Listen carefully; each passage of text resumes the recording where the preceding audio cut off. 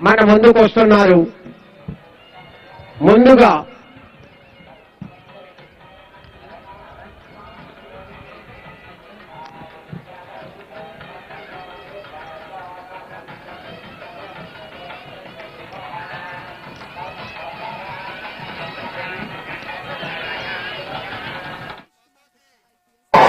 భారత్ మాతాకి అందరికీ స్వాతంత్ర దినోత్సవ శుభాకాంక్షలు. ఈరోజు దేశమంతా ఒక పండుగ. కులం లేదు, మతం లేదు, ప్రాంతం లేదు, అందరూ కలిసి జరుపుకున్న ఒకే ఒక పండుగ మన జెండా పండుగ. ఈరోజు దేశం మొత్తం జాతీయ జెండా గర్వంగా ఎగురుతుంది. ఆ జెండా మనందరికీ గుండె చెప్పు లాంటిది. జెండా పండుగ నాకు ఒక పర్సనల్ ఎమోషన్. ఇక్కడికి నేను వచ్చినప్పుడు పిల్లలు చూసిన తర్వాత నాకు కూడా నా స్కూల్ రోజులు గుర్తొచ్చినాయి. ఇండిపెండెన్స్ డే వస్తుందనగా స్కూల్లో హడావుడి ఉండేది. మేమందరం మిత్రులు కలిసి మా క్లాస్ రూమ్ని, స్కూల్ని బాగా అలంకరణ చేసేవాళ్ళం. స్కూల్లో పెట్టే కాంపిటీషన్ కోసం స్వాతంత్ర సమరయోధుల చరిత్రను ఏకంగా చదువుకుని ఆ కాంపిటీషన్లో కూడా మేమందరం పాల్గొనేవాళ్ళం. ఫైనల్ గా ఎవరైనా గెస్ట్ వచ్చి మన జాతీయ జెండా ఎగిరేసినప్పుడు మా అందరికీ గూస్ బంప్స్ వచ్చేది.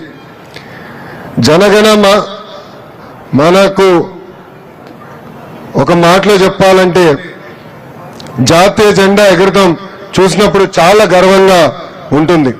ఆ మూమెంట్ ఈరోజు మళ్ళీ నాకు గుర్తొచ్చింది. మన గౌరవ ప్రధాని నరేంద్ర మోడీ గారు ప్రతి ఇంటిపై జాతీయ జెండా ఎగిరేయాలని పిలిపించారు. ప్రతి ఇంటిపైనే కాదు, ఈరోజు ప్రతి భారతీయుడి గుండెల్లో జాతీయ జెండా ఎగురుతుంది. ఎంతోమంది వీరుల ప్రాణ త్యాగం మన స్వాతంత్రం. చేతిలో ఆయుధం లేకపోయినా అహింస మార్గంగా ఎంచుకుని స్వాతంత్రం సాధించింది మహాత్మా గాంధీ గారు. కత్తిబట్టి స్వాతంత్రం కోసం పోరాడిన వీర మహిళ రాణి ఝాన్సీ లక్ష్మీబాయి గారు. నాకు రక్తం ఇవ్వండి, మీకు స్వాతంత్రం ఇస్తానంటూ యువత దేశం కోసం పోరాడ చేసింది నేతాజీ సుభాష్ చంద్రబోస్ గారు. కోట్లాది మంది పోరాటం మన స్వేచ్ఛ, లక్షలాది మంది త్యాగం మన స్వాతంత్రం. ఎన్టీఆర్ జిల్లా స్వాతంత్ర వేడుకల్లో పాల్గొంటాం, నా అదృష్టం. ఉమ్మడి కృష్ణా జిల్లాకి చెందిన పింగళి వెంకయ్య గారు రూపొందించిన జాతీయ జెండాను ఈ రోజు ఎగిరేయటం నాకు ప్రజలిచ్చిన వరంగా భావిస్తున్నాం. బ్రిటిష్ వాళ్ళు తుపాకీకి ఎదురుగా నిలబడి ధైర్యం పేరు టంగుటూరి ప్రకాశం పంతులు గారు. రంప రెబెలియన్ పేరుతో బ్రిటిష్ వాళ్లకు నిద్ర లేకుండా చేసింది మన వీరుడు అల్లూరి సీతారామరాజు గారు. ఆగస్టు 15 కేవలం ఒక తేదీ కాదు, మన చరిత్రను గుర్తు చేసే రోజు, మన భవిష్యత్తును నిర్మించే రోజు. 3 రంగుల జెండా మన ఆత్మ గౌరవం. బెజవాడ కనక దుర్గమ్మ ఆశీస్సులు మనకెప్పుడు ఉంటాయి. అదే మనందరికీ కొండంత బలం. ఈ జిల్లాకి ప్రకృతి ఇచ్చిన గొప్ప వరం మన కృష్ణమ్మ. మన సాగు తాగునీటి వరం ప్రకాశం బ్యారేజ్. మన బెజవాడ విద్య కళలకు నిజమైన రాజధాని. కొండపల్లి బొమ్మలు మనందరి కళ. గడిచిన 2 ఏళ్లు నేను గుంటూరు జిల్లాలో జరిగిన కార్యక్రమాల్లో పాల్గొనడం జరిగింది. కానీ ఈ సంవత్సరం మీ అందరి అన్నగారు, నా ఒక్కరికే తాతగారు, విశ్వవిఖ్యాత నట సార్వభౌమ స్వర్గశ్రీ నందమూరి తారక రామారావు గారు నడియాడిన జిల్లా వేడుకల్లో పాల్గొంటాం నాకు ప్రజలిచ్చిన గొప్ప వరం. నేను విద్యాశాఖ మంత్రిని అయినప్పుడు నేను ప్రజలందరికీ ఒకే హామీ ఇచ్చా, ప్రభుత్వ పాఠశాలలకు పూర్వ వైభవం తీసుకొస్తానని ఆనాడు చెప్పడం జరిగింది. 2 ఏళ్లు డిపార్ట్మెంట్ లో ఉన్న వారందరూ అహర్నిశలు కష్టపడ్డారు. ఇప్పుడు నేను గర్వంగా చెప్తున్నా, భారతదేశ చరిత్రలో ఎప్పుడు జరిగిన విధంగా ప్రైవేట్ పాఠశాలల నుంచి సుమారుగా 1,10,000 మంది విద్యార్థులు ఈరోజు ప్రభుత్వ పాఠశాలలో చేరటం జరిగింది. కరికులం మార్చాం. డాక్టర్ సర్వేపల్లి రాధాకృష్ణ గారి పేరుతో స్టూడెంట్ కిట్ ఇస్తున్నాం.